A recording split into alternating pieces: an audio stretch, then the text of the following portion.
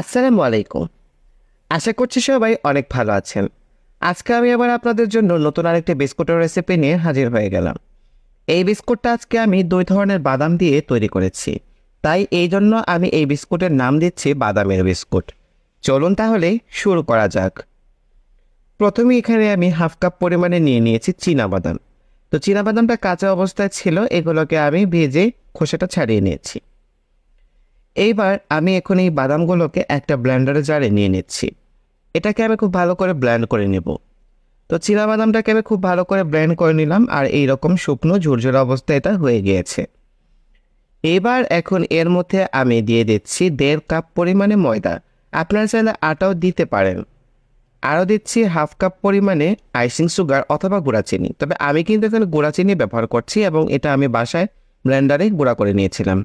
এখন শুকনো অবস্থায় এগুলোকে হাত দিয়ে একটু ভালো করে মেখে নিলাম। এবারে এর মধ্যে আমি দিয়ে দিচ্ছি 1/3 কাপ পরিমাণে বাটার। চাইলে তেলও দেওয়া যাবে, তবে আমি সাজেস্ট করব তেল না দিয়ে আপনারা বাটারটাই ব্যবহার করবেন। তো বাটার দিয়ে এখন আমি এটাকে খুব ভালো করে এর মধ্যে হাত দিয়ে এভাবে ঘষে ঘষে ভালো করে মিক্স করে নিব।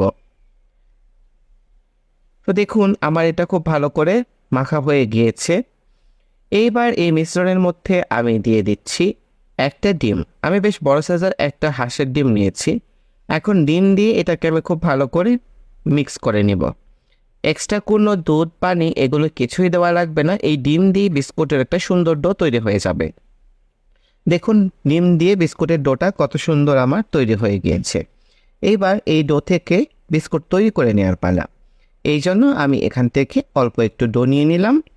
এবার হাত দিয়ে ভালো করে একটু চেপে নিলাম। এখন রাউন্ড শেপ করে হাত দিয়ে একটু চ্যাপটা করে নিলেই হয়ে যাবে। আপনারা চাইলে অন্য যে কোনো ডিজাইন আপনাদের পছন্দ মতো আপনারা তৈরি করে নিতে পারেন। সবগুলো বিস্কুট আমার তৈরি করে নেওয়া হয়ে গিয়েছে। এবার এখানে আমি কিছু আলমন্ড চপ করে নিয়েছি, অর্থাৎ কাঠবাদাম যেটাকে বলি সেটা। তো সেটা আমি এখন এই বিস্কুটের উপরে এভাবে স্প্রেড করে দিলাম। সবগুলো একইভাবে আপনারা করে নেবেন।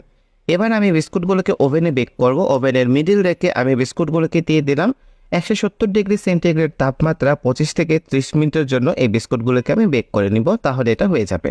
আপনারা চাইলে চুলায় করতে পারবেন। চুলায় কীভাবে বিস্কুট তৈরি করবেন সেটা আমার আরেকটা বিস্কুটের রেসিপি, অর্থাৎ নানখাটা বিস্কুটের রেসিপিতে আমি দেখিয়েছিলাম।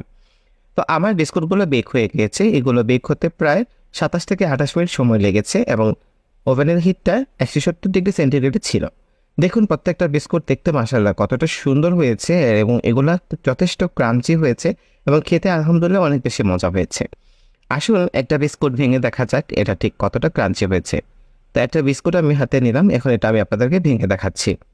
দেখুন বিস্কুটটা কতটা ক্রাঞ্চি হয়েছে। এটা চায়ের সাথে কিংবা এমনি শুধু শুধু খেতে ভীষণ ভালো লাগবে। আশা করছি আজকের রেসিপিটা আপনাদের ভালো লেগেছে। সবাই অনেক বেশি ভালো থাকবেন, সুস্থ থাকবেন। এই কামনা জানিয়ে বিদায় নিয়ে নিচ্ছি। আল্লাহ হাফেজ।